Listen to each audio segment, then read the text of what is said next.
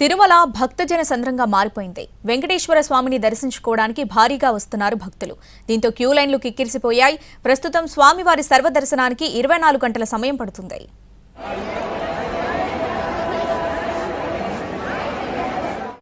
అసలే వేసవి సెలవులు, పైగా 10th ఫలితాలు వచ్చేశాయి.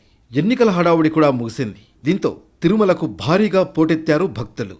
వెంకటేశ్వర స్వామికి మొక్కులు తీర్చుకోవడానికి క్యూ కడుతున్నారు. ఫలితంగా తిరుమల భక్తులతో నిండిపోయింది.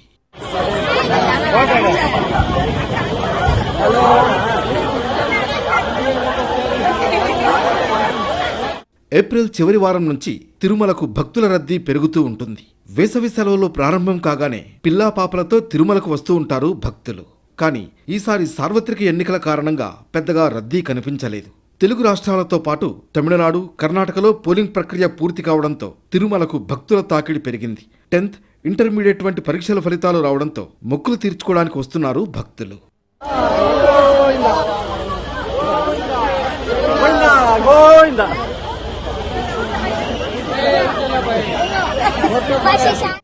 తిరుమలలోని వైకుంఠం క్యూ కాంప్లెక్స్లోని కంపార్ట్మెంట్లన్నీ పూర్తిగా నిండిపోయాయి.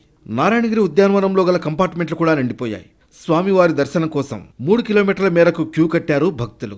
స్వామివారి సర్వదర్శనానికి 24 గంటల సమయం పడుతోంది. శనివారం 90,000 మంది భక్తులు స్వామివారిని దర్శించుకున్నారు. ఆదివారం కూడా అదే స్థాయి రద్దీ కనిపించింది.